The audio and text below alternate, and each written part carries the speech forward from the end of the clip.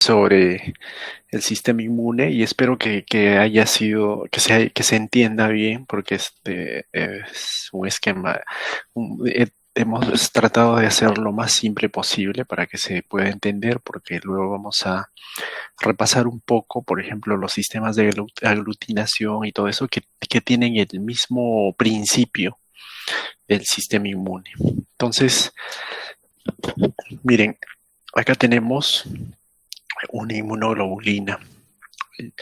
Esta es la inmunoglobulina. Si acá vemos, este es un linfocito B, pero es un linfocito B activado.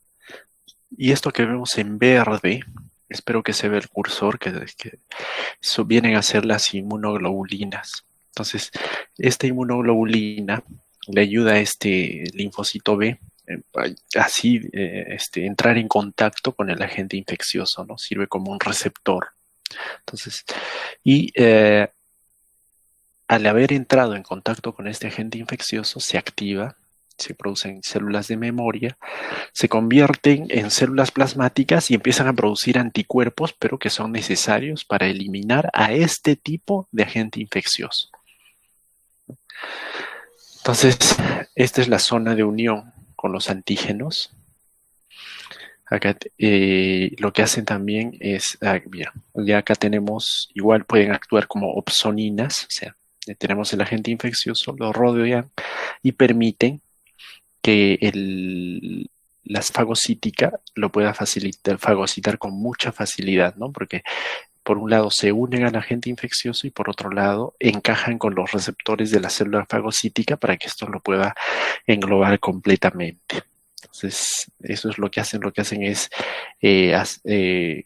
hacen que se puedan unir los antígenos y activan y permiten también inactivar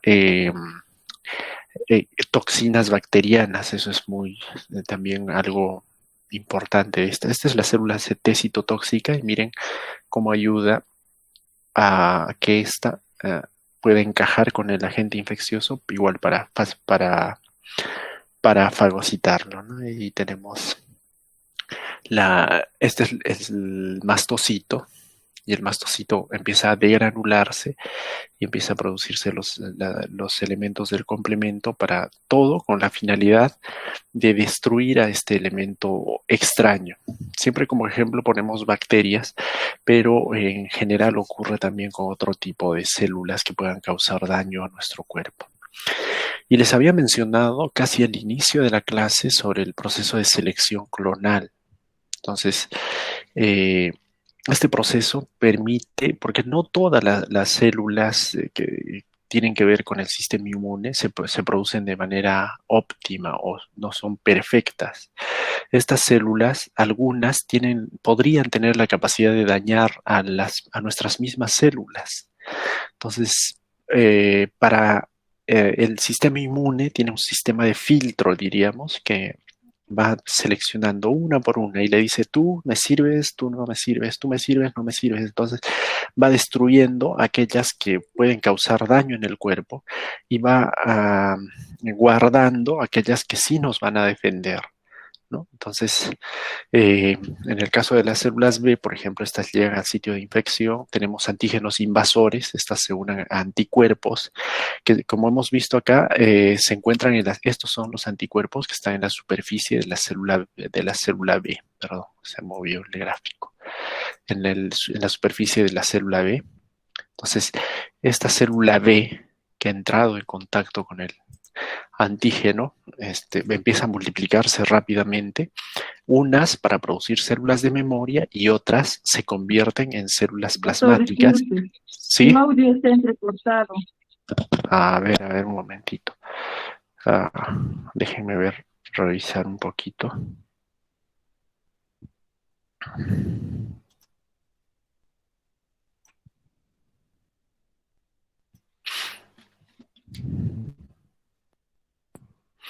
Bueno, espero que ahora sí se pueda escuchar. ¿Se escucha bien o sigue entrecortado? Sí, se escucha, doctor. Bien, doctor. Listo. Entonces les decía, ¿no? Esta célula ha entrado en contacto con el antígeno, se multiplica rápidamente, Unas para formar las células de memoria y otras se van a convertir en células plasmáticas y estas células plasmáticas empiezan a producir anticuerpos, pero anticuerpos específicos para este agente infeccioso. Esa es una de las características, ¿no? Entonces, y se producen células B, pero genéticamente idénticas. Y este es un proceso bastante complejo y muy interesante, que seguro que ustedes en algún momento lo han estudiado. Tenemos todo un sistema de revisión, va revisando base por base el ADN de las células. Si están dañadas, los reparan. Si no están dañadas, se destruyen. Si están dañadas, así. Y las que están perfectas pasan directamente, ¿no? Tenemos normalmente en el cuerpo por minuto se producen 1 por 10 a la 9 células dañadas, células que pueden producir cáncer. Gracias a los sistemas de revisión, estas se reducen a 1 por 10 a la 6.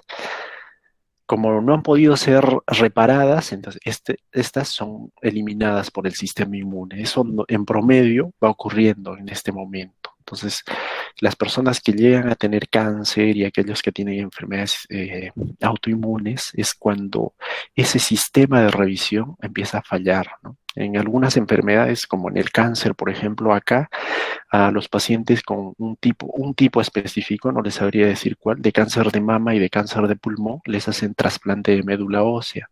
¿Por qué? Porque el daño, cuando hablamos de cáncer, está a nivel del ADN.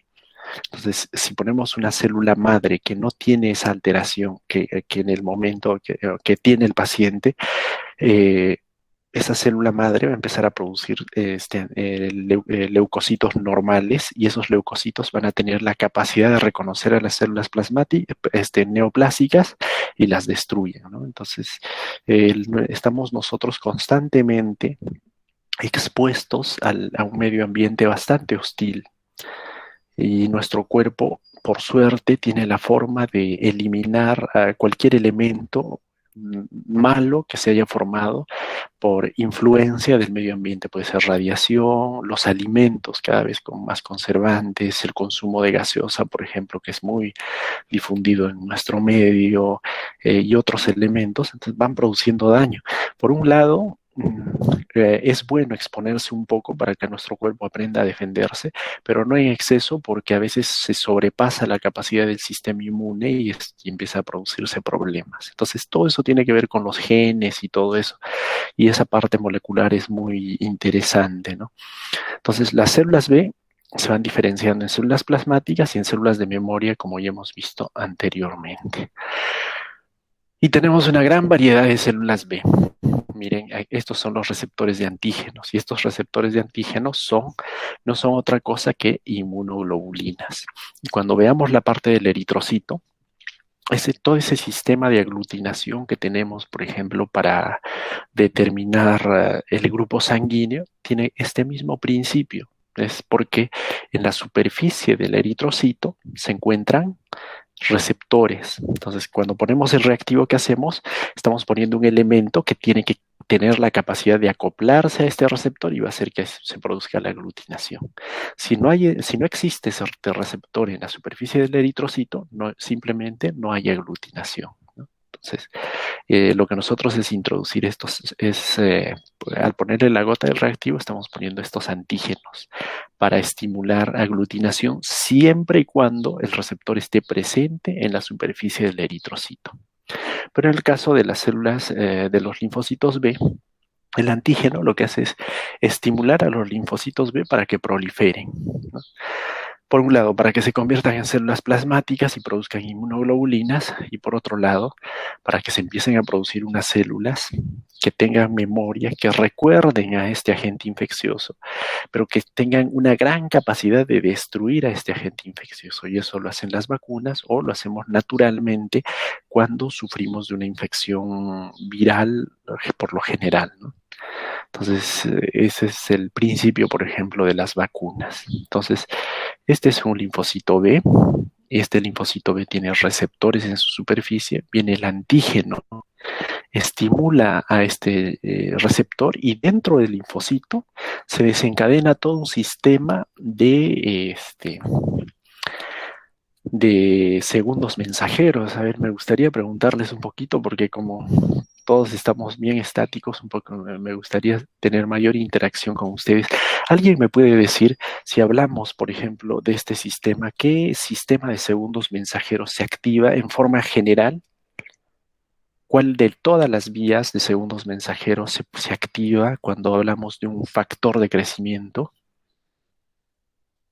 ¿Se acuerdan o no se acuerdan? Porque tenemos varias vías para recordarles un poquito. Tenemos la vía del inositol trifosfato, del AMP cíclico, tenemos varias, ¿no? Dependiendo si tenemos un receptor estimulador, inhibidor, etcétera, ¿no? Y tenemos todo el sistema de proteínas, tenemos la proteína G, etcétera.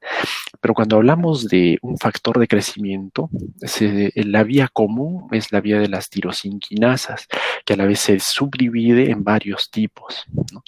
Entonces, se estimula y miren, se ha estimulado este receptor y empieza a expresarse el complejo mayor de histocompatibilidad de tipo 2. Esas proteínas empiezan a expresarse porque gracias a la activación de la vía de las tirosinquinasas se ha activado todo un sistema a nivel de los genes y estos empiezan a sintetizar la proteína del complejo mayor de histocompatibilidad de tipo 2. Entonces, y este sistema tiene la capacidad de interactuar con las células T helper, se activan, se convierten en células plasmáticas y empiezan a producir inmunoglobulinas, ¿no? Necesarias para destruir o para eliminar este agente extraño. Entonces, tenemos una primera exposición, ahí tenemos el contacto con el antígeno. Todo este proceso se llama expansión clonal, ¿no? Porque se necesitan más células y a la vez se necesitan más inmunoglobulinas y empiezan a producirse en gran cantidad. Esta es la respuesta primaria, ¿no? Entonces, por un lado se producen las células de memoria que viven mucho tiempo y se reproducen a la vez, esa es una característica, y por otro lado tenemos unas células que vienen a ser las células plasmáticas. Si hablamos de los linfocitos B, que van a empezar a producir inmunoglobulinas. Luego, en una segunda exposición, ¿qué ocurre? Como ya tenemos estas células muy especializadas, que viven mucho tiempo y que son más eficientes, fácilmente van a destruir, se va a producir una respuesta inmune mucho más intensa y van a destruirse fácilmente estos agentes infecciosos, ¿no? A eso se le llama respuesta secundaria. Entonces acá tenemos, por ejemplo, un cuadro que nos muestra la concentración de anticuerpos en el suero luego de la activación. Miren, acá tenemos una primera infección por un antígeno A. Hasta acá la respuesta primaria, miren, se han incrementado los anticuerpos y la enfermedad se ha resuelto. Viene nuevamente el agente infeccioso y miren la concentración de anticuerpos. Se eleva mucho más. ¿Por qué? Porque esta primera exposición ha hecho que se produzcan células que tienen mucha eficiencia, que tienen la mayor capacidad de producción de anticuerpos específicos para ese agente infeccioso y que van a inducir una respuesta inmune mucho más fuerte, que va a permitir destruir con muchísima mayor facilidad a este agente infeccioso. Entonces ahí tenemos los dos tipos de respuesta y la diferencia, ¿no? Simplemente midiendo la concentración de anticuerpos podemos ver qué tan intensa y qué tan eficiente es el sistema inmune en relación a la producción de anticuerpos luego de la segunda exposición. Entonces, se produce daño a nivel de los tejidos. Ahí como se ha roto la primera barrera de protección, que es la piel, empiezan a ingresar bacterias. Entonces, las bacterias, ¿qué ocurre? Vienen los anticuerpos, se unen a estos microorganismos, los reconocen, y hemos visto la zona de la inmunoglobulina, que es esta. Vean, esta zona de la inmunoglobulina es la que se va a unir con el microorganismo.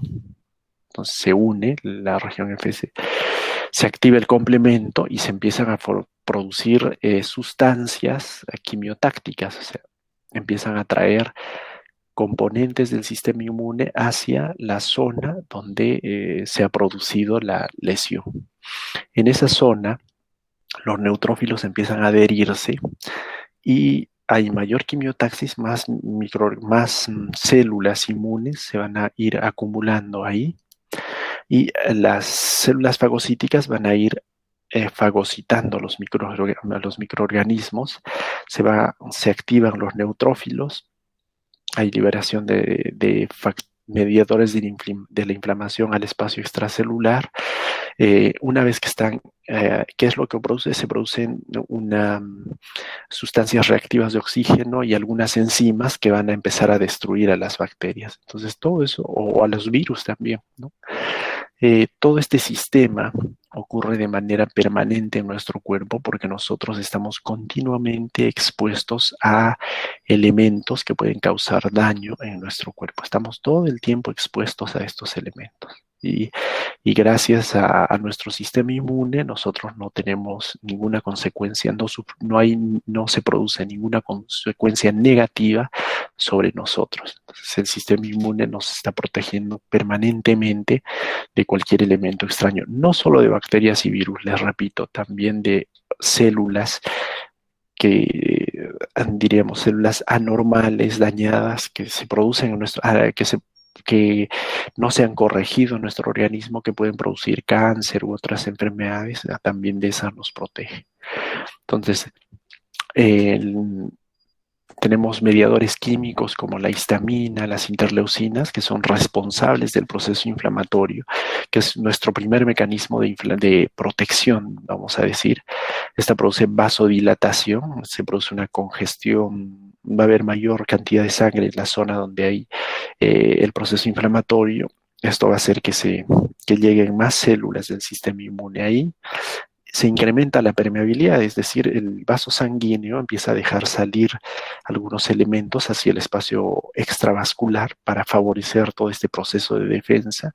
Uno de los mecanismos es la fiebre, también ahí tenemos la interleucina 1 que es responsable de este proceso. Entonces, es un proceso bastante continuo y todo esto depende de cuánto se produce cada uno de estos fenómenos. Depende de la intensidad del agente agresor, ¿no? De qué tanto podría afectar nuestra homeostasis, vamos a decir. Entonces, la vasodilatación tiene como objetivo traer células fagocíticas, hacer que éstas destruyan a las bacterias, y esto produce enrojecimiento y produce calor local. Nosotros tocamos y hay aumento de temperatura en esta zona. El incremento de la permeabilidad hace que los anticuerpos, es decir, las inmunoglobulinas, pasen al espacio extracelular donde se encuentra el agente agresor, que puede ser una bacteria, un virus, etc. Ahí se produce edema y se produce dolor por este aumento de la permeabilidad, porque va a pasar líquido al espacio extracelular y eso va a producirnos una serie de problemas. Y acá tenemos, ya para terminar, todos los elementos responsables del sistema inmune. No tenemos células, ahí tenemos monocitos, macrófagos, las células dendríticas que tienen una alta eficiencia en el proceso de presentación de antígenos, neutrófilos que son necesarios para combatir a las bacterias, tenemos basófilos, mastocitos, eosinófilos en caso de un proceso infeccioso parasitario o una alergia, por ejemplo, los linfocitos natural killer que se destruyen a todas las células anormales, nos defienden del cáncer, por ejemplo, igual que los linfocitos T citotóxicos. Los cooperadores que hemos visto tienen que ver con ese proceso de presentación de antígenos, el linfocito B también. ¿Y cuál es la respuesta? En el primer caso, en el caso de los monocitos y neutrófilos, fagocitan y tenemos un proceso que se llama exocitosis. El basófilo también, pero de manera mucho más intensa. Lo que pasa, ¿a qué le llamamos exocitosis? Resulta que si tenemos una célula fagocítica, no solo las células fagocíticas, los eosinófilos, linfocitos también que hacen, viene el elemento extraño, se pone en un extremo de estas células, ingresa a la célula y al otro lado sale, pero sale con marcadores, sale con receptores para que los otros elementos del sistema inmune vengan, lo reconozcan con facilidad y lo destruyan más rápido. Entonces, los linfocitos B también producen este fenómeno, pero de manera mantenida. ¿Y qué productos se van a producir? Radicales libres, ¿no? Los radicales libres son muy importantes porque en el interior de la célula fagocítica lo que hacen las células fagocíticas es producir especies reactivas de oxígeno que van a destruir con mayor eficiencia a estos elementos que pueden producir daño. Producen mediadores proinflamatorios. Ahí tenemos los mecanismos de reconocimiento que tienen que ver con estos receptores, ¿no? El receptor para el CD3, receptores para las lipoproteínas, para la manosa, etcétera. Todo este sistema funciona gracias a receptores. Igual acá, mediadores proinflamatorios y el receptor tenemos para la fracción IGFC de las inmunoglobulinas. Las perforinas y las granzimas, que lo que hacen es, si tenemos una célula, una bacteria que es una célula, perforan, por eso se les dicen perforinas. Perforan y revientan las células, ¿no? Tenemos los receptores de citocinas. Los linfocitos CB son un poco diferentes al resto de células porque producen anticuerpos solubles para el antígeno. Y los primeros sirven para el reconocimiento no específico no específico del antígeno, mientras que estos, en el caso, sobre todo en el caso del linfocito T cooperador, algunos de los linfocitos T citotóxicos, pero sobre todo los linfocitos B, tienen que ver con un sistema de reconocimiento más específico y más eficiente. ¿Y quién regula el sistema inmune? El sistema nervioso central es el que, diríamos, regula todas las funciones del organismo. ¿Por qué? Porque a ese nivel es donde se perciben todos los estímulos que el cuerpo recibe del exterior. Por ejemplo, si en este momento yo estoy sintiendo mucha calor porque estamos en verano, yo tengo termorreceptores en la superficie del cuerpo y sobre todo en la cara, y estos llevan información y mi sistema nervioso lo que hace es emitir una respuesta para que mi cuerpo regule su temperatura y evite un golpe de calor, por ejemplo, ¿no? Sí, etcétera. Entonces, en nuestro cuerpo existen sistemas que permiten percibir todos los estímulos del medio ambiente y en respuesta el sistema inmune empieza a producir sustancias. Por ejemplo, acá tenemos, si hablamos del sistema inmune, viene el patógeno y se produce interleucina 1 que se va al centro termorregulador en el cerebro y produce fiebre, ¿no?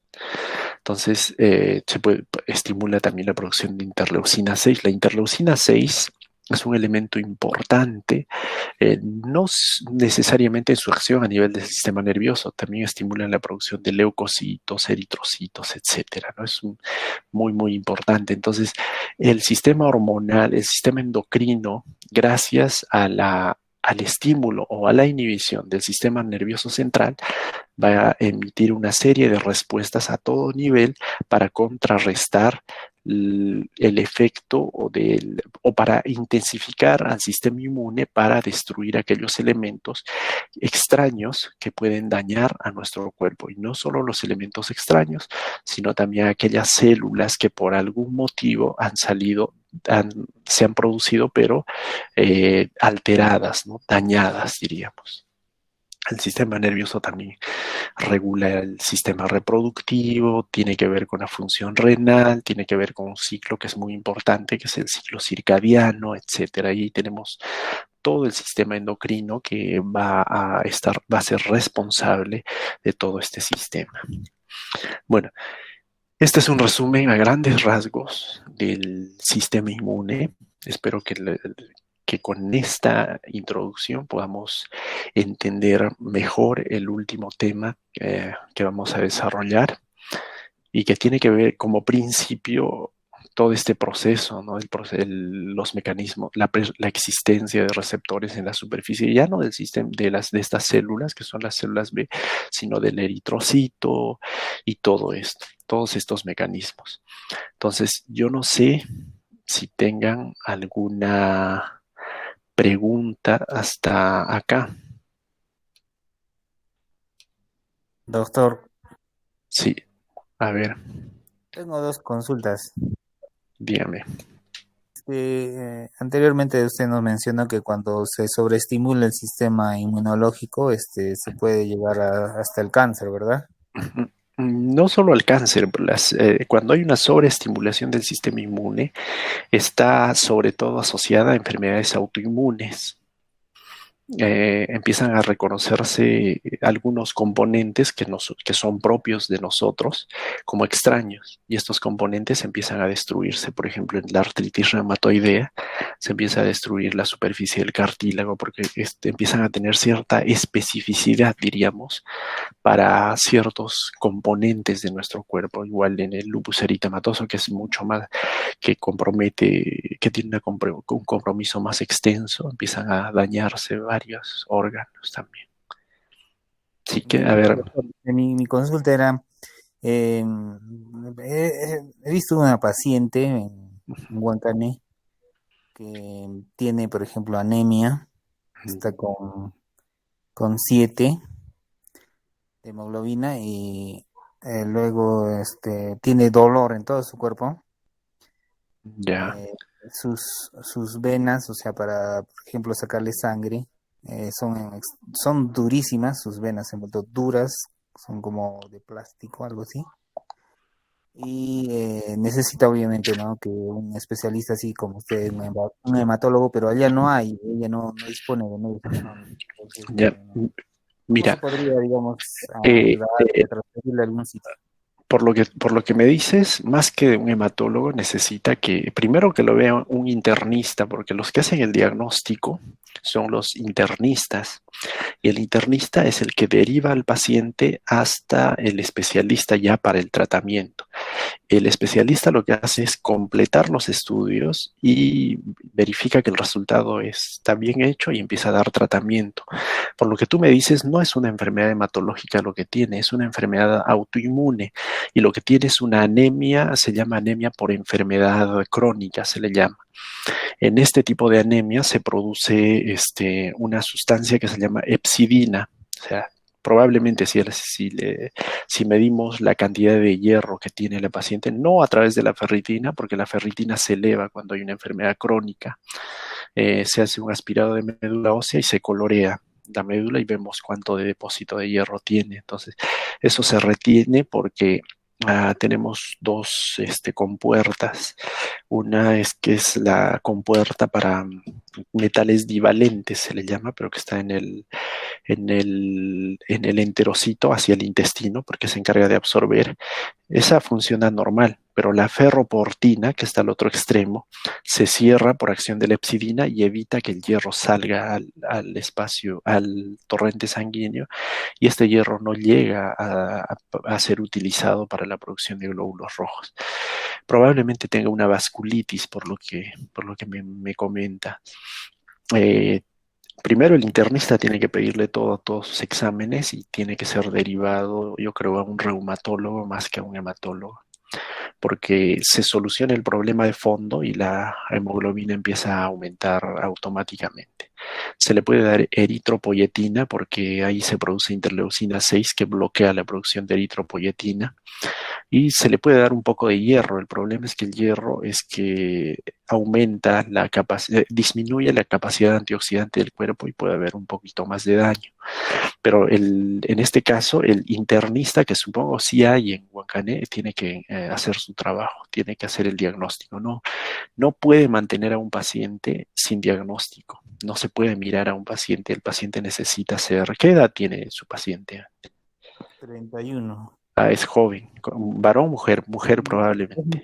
Doctor, eso, o sea, ella supuestamente estaba bien, vivía en la costa y dice que solo le ha dado el COVID y se puso mal en Lima, entonces se la trajeron para acá, para Puno. Y no está en ningún sistema de rehabilitación ni nada de eso. Porque lo que nosotros acá, O sea, no tiene seguro y solo está con el CIS, entonces claro, el CIS es el que se encarga de eso, porque acá en Francia lo que se hace con esos pacientes es, se les hacen sesiones de actividad física de 45 minutos cada día, 3 veces a la semana. tiene que hacer ejercicio físico. Lo que Ya, pasa es pues que el problema no parece que no se dispone ¿cómo se llama? Como le digo, del diagnóstico final, ¿no? Porque está pues eh, pero solo está independientemente de sola, eso, ¿no? sí, yo creo que algo tienen que hacer, por lo menos una biopsia para ver si es y qué tipo de vasculitis. O sea, el problema en esa paciente es que están perdiendo tiempo valioso. Si fuese una enfermedad autoinmune con dosis bajas de corticoides, se soluciona, se cura. Y en Huancané, imposible que no haya por lo menos prednisona para darle a esa paciente. Entonces, con eso su calidad de vida mejoraría porque bajaría el dolor, probablemente tenga dolor articular y todo eso, y sus condiciones podrían mejorar porque es una paciente joven, no la pueden abandonar y tienen que llegar al diagnóstico. Y en todos los casos, independientemente si no tuviese un diagnóstico, deberían darle corticoides. Ya, En para dos, finalizar, una consultita más. ¿Y lo que es la transfusión sanguínea sirve para esos pacientes? se puede transfundir siempre y cuando la hemoglobina sea menor a 7, pero en la altura debe ser unos 9 más o menos. Sirve, sirve, pero lo mejor es que el problema es que no puede estar todo el tiempo con transfusiones. Tienen que darle tratamiento. Deberían darle corticoides, creo, para empezar yo. Deberían darle prednisona, deberían probar al menos con prednisona para disminuir el nivel de inflamación y acá se les somete a actividad física. Acá se usa mucho la actividad física para el tratamiento de enfermedades y deberían al menos llevarla a caminar 45 minutos cada día. Ok, doctor, gracias. De nada. Doctor, una pregunta. Sí, dígame. Doctor, A ver, primero William y luego la señora Susana. A ver, William. Doctor, la primera pregunta sería, ¿cómo podemos estimular el sistema inmunológico de los pacientes oncológicos? Y la segunda pregunta sería, ¿cómo nos damos cuenta de que un paciente oncológico está o está con un sistema inmunológico muy elevado? No, miren, los pacientes oncológicos no tienen un sistema inmunológico elevado. Si tuviesen un sistema inmunológico muy, diríamos, sobrefuncionante, no tendrían cáncer. Eso es un poco, y para eso hay parámetros. Un hemograma simple nos muestra, ¿no?, cuántos leucocitos tiene y qué tipo de leucocitos son los que predominan. Con eso se puede hacer una buena evaluación. Ahora, cuando reciben quimioterapia, los pacientes oncológicos hacen leucopenia y para eso se utiliza un medicamento. Existen dos medicamentos. Filgastrin se llama uno, pero que se usan 300 microgramos por día por 3, 4 días, dependiendo de la necesidad, y el otro se llama pegfilgrastim, que es una sola dosis. Lo malo era que el pegfilgrastim no había mucho en Perú. Esa es la forma de estimular el sistema inmune de un paciente oncológico. Y depende del tipo de cáncer también, no en todos se usa. No sé, espero haber satisfecho su respuesta. Doctor, ¿cómo le consulto? Bueno, sí le estamos dando filgrastim. Tengo un familiar que está con NM de vesícula biliar, que a nivel PUNO se está incrementando bastante, porque, o sea, ese tipo de cáncer creo que es muy poco frecuente. ¿Qué otra cosa más podríamos hacer? Hay que ver el tipo de cáncer específico. Es que algo que no está bien en nuestro país es que al paciente no se maneja de manera integral. Acá, por ejemplo, que se hace, nosotros trabajamos mucho con cáncer y los pacientes con cáncer, si digamos pierden su capacidad, su estado físico, digamos, ya no pueden caminar o se sienten muy débiles, se les manda al médico de deporte y el médico de deporte lo que hace es prescribirles, primero evalúa su capacidad y todo eso, cuánto puede tolerar de actividad física y se les indica actividad física. ¿Por qué? Porque aparte de mejorar su estado general, estimula la producción de endorfinas Y las endorfinas son reguladores del sistema inmune, modulan el sistema inmune. Y en muchos casos lo que hemos visto es que empiezan a mejorar y a tener mejor respuesta a la quimioterapia incluso. Porque acá se les exige, vienen al inicio, no pueden ni hacer 10 minutos de actividad física y luego se logra que lleguen a completar sus sesiones de 45 minutos, dependiendo de cómo haya sido el resultado de su prueba de esfuerzo. Y con eso los pacientes mejoran. Y lo otro, ahora, ¿por qué hay cáncer de vesícula? La presencia de cálculos en la vesícula, que es muy común en nuestro medio, porque consumimos mucha grasa y no hacemos nada de actividad física, está asociada al cáncer de vesícula. Entonces, la presencia de ese elemento extraño empieza probablemente a friccionar y empieza a dañar de manera permanente y crónica a la mucosa de la vesícula, y eso se descontrola y en algún momento se produce cáncer de vesícula. Eso también está bastante demostrado. Algo en lo que fallamos nosotros bastante es en que no hay un solo medio que estimule una vida saludable. Por ejemplo, acá en las radios continuamente se dice: no consuma azúcar, no consuma sal, muévete más por tu salud, te dicen. Y cuando uno sale a la calle, a cualquier hora del día siempre ve gente corriendo. Yo veo que la gente está muy, muy, muy adherida a un tipo de actividad física en relación a nuestro medio, donde es muy raro ver a alguien haciendo actividad física de manera regular, pero sí tenemos la costumbre de comer mucho.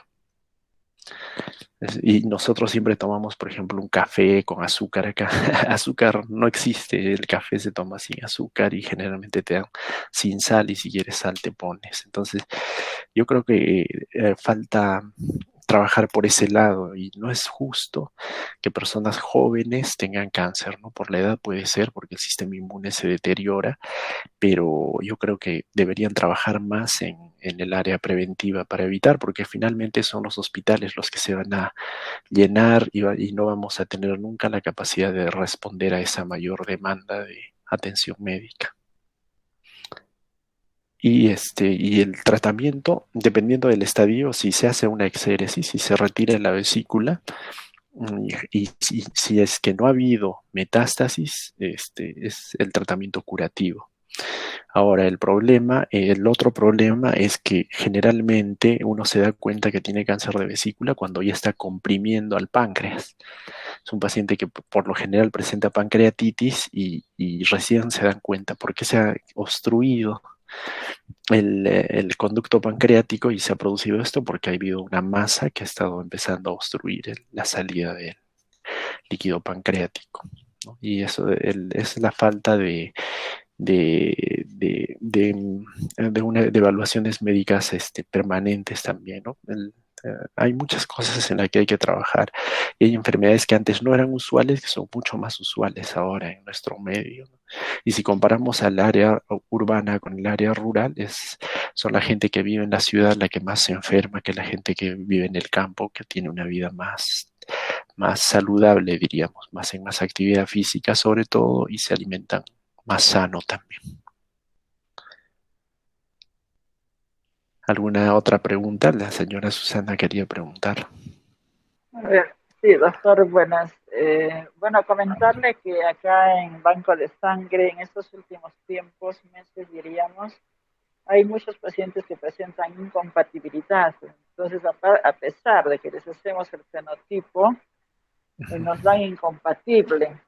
Entonces, ¿cuál sería el paso a seguir? Nosotros lo que le recomendamos a la enfermera o al médico que tiene que hacer una interconsulta con el hematólogo. Realmente están presentando CUMS directo y son muchos casos que están presentando incompatibilidad en estos últimos tiempos. Miren, en ese caso, o sea, justo lo que usted decía, eso también le iba a comentar, ¿no? A estos pacientes automáticamente hay que hacerles su test de CUMS. Probablemente estén presentando una anemia hemolítica. Sí, doctor, se le hace, sí, exacto, se le hace CUMS directo, positivo. Y una pregunta, ¿en qué época del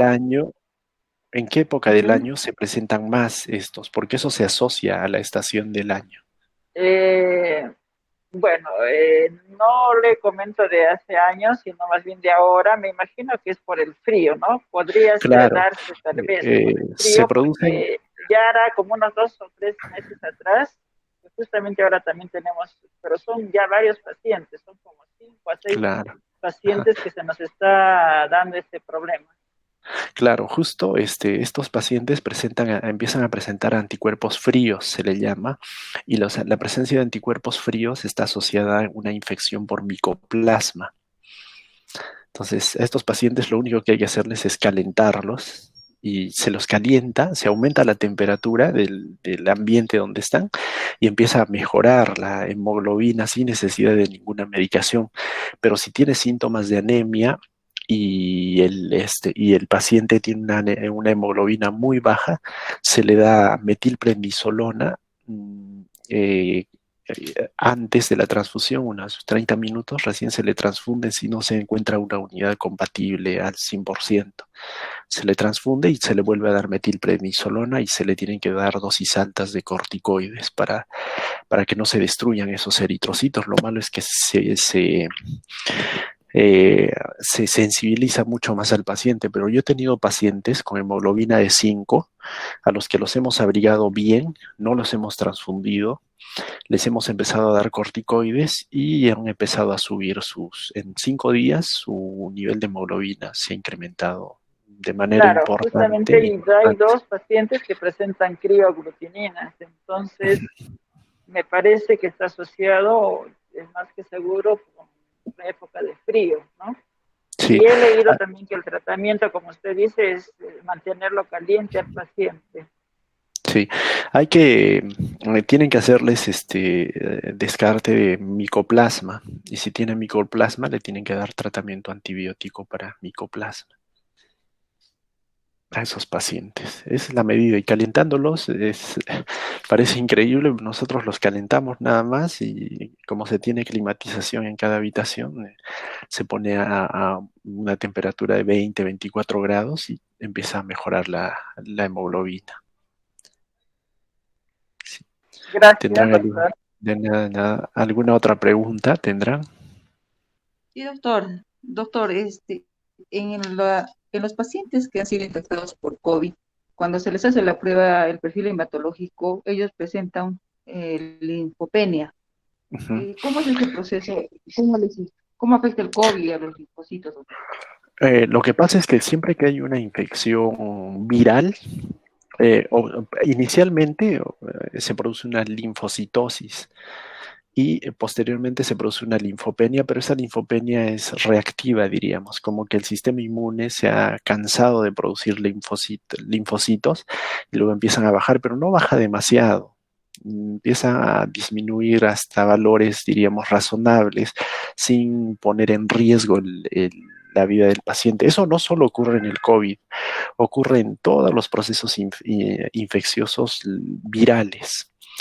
Eh, y lo bueno es que simplemente hay que esperar y en un año más o menos o incluso meses empieza a normalizarse los valores de linfocitos. No trae mayor problema mientras los niveles de neutrófilos estén por encima de 500 por lo menos, al menos no tiene ningún problema el paciente.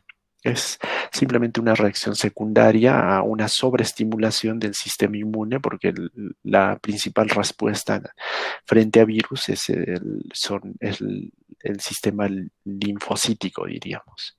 Y luego se va regulando, ¿no? Ya nos indica que el problema se ha resuelto y que hay que esperar nada más una vigilancia hematológica cada 2, 3 meses. Nada más. Y con eso se resuelve el problema. Gracias, doctor. De nada, de nada. ¿Alguna otra pregunta? Solo una consulta. Dígame. Una persona que ha tenido COVID, ¿en cuánto tiempo esa persona o tendría que pasar para que pudiera donar? Porque aquí en lo que he visto en el hospital de Moquegua, Ujú. están indicando que tiene que pasar 3 meses ya para poder nuevamente donar, ¿no? Esa era mi consulta. Miren, en el caso del COVID hay muchas cosas desconocidas. En el momento no existe un protocolo que nos diga en cuánto tiempo debe donar. Yo pienso que si ya se ha resuelto, al mes ya podría estar donando, porque incluso va a regalarle sus anticuerpos de defensa al receptor, si es que pasan algunos, ¿no? Pero no se tiene un protocolo que nos diga ya a partir de tanto. Simplemente acá, por ejemplo, si vienen a donar en banco de sangre, se les hace el test antigénico, si es negativo, incluso ni siquiera se hacen los tests, se le pregunta si tiene o no tiene síntomas de COVID, y si no tiene, igual dona. Ni se le pregunta si ha tenido ni nada, porque algún efecto negativo sobre el paciente no va a tener. Ninguno. La presencia de anticuerpos que defiende en una persona post-COVID, ningún efecto sobre el paciente, sobre el receptor va a tener, porque finalmente si va a pasar algo de plasma es en pequeña cantidad, ¿no? Ni siquiera le va. Y en alguna de las clases también les decía, ¿no? Se usa el plasma se quería usar el plasma convaleciente para los pacientes graves de COVID, pero y se veían buenos resultados. El problema es el procedimiento y todo eso. Entonces, mayor problema yo no creo que haya. Es mi criterio personal, pero un protocolo que nos diga a partir de cuánto tiempo se debe usar no existe al momento. Doctor, disculpe, hace un poco más de 4 meses leí en dos informes, uno de la OMS y otro del Pronaevas, en el cual uno indicaba que pasado el COVID, una vez curado, tendría que pasar 3 meses Ya. para volver a donar sangre. El otro indicaba, después de pasar del inicio de síntomas, es, por ejemplo, 15 días, ¿cierto? Entonces, Ujú. después de 15 días se debería tomar un mes de haber dejado la medicación para poder donar un mes. Si mal no recuerdo, el Pronaevas decía 3 meses y la OMS decía un mes. Un mes, sí. Ujú. O sea, justo a nivel o sea, en la OMS se manejan mejores criterios. El problema es que el Pronaevas no trabaja en base a evidencia científica. O sea, es criterio personal nada más. Yo creo que un mes sería razonable. 3 meses me parece mucho, porque lo único que tiene el paciente, la persona que ha tenido COVID, son anticuerpos que lo van a proteger por un tiempo del COVID. No tiene otra cosa que pueda activar el sistema inmune del receptor. Y doctor, en el caso de los vacunados, lo que es de la vacuna del COVID, ¿cuánto tiempo tendría que pasar para que donen en esto? Exactamente, ahí igual no les sabría decir, pero pienso que ya al mes pueden estar donando también. O sea, ese es a ver, vamos a ver por si acaso, vamos a buscar, ¿no? Donación en post-COVID, vamos a poner en vacunados por COVID, pero no existe tampoco un protocolo. Doctor, en la semana pasada, en la revista que usted nos mandó, es Ajá. una revista argentina, si Sí, mal sí, no sí, sí, recuerdo, sí. ahí indicaba más o menos que, o sea, podría ser, dependiendo de la vacuna, a qué nivel a qué nivel va a proteger, podría ser entre 15 hasta 30 días, o sea, ¿Ves? dependiendo del tipo de vacuna que podría diferirse. Es que eso es variable, y la vacuna en general no va a producir ningún problema en el receptor, ¿no? Por el contrario, ya son anticuerpos preformados que podrían contribuir incluso a reforzar el sistema inmune. Esa es la ventaja. O sea, en esto del COVID se conoce muy poco, y incluso acá hemos tenido una reunión, hubo una reunión de expertos donde se hablaba sobre esto, que la reunión fue en Praga hace 2 meses más o menos, y justo se comentaba de esto. Es que el problema también es que cada vacuna está fabricada a partir de un componente distinto. Y por eso es que acá, por ejemplo, en mi caso, la primera dosis me han puesto AstraZeneca y la segunda dosis ha sido Pfizer. Y en todos los casos se han combinado para tener mayor eficiencia. Y lo que han visto en esto es que la producción de anticuerpos neutralizantes es mucho mayor que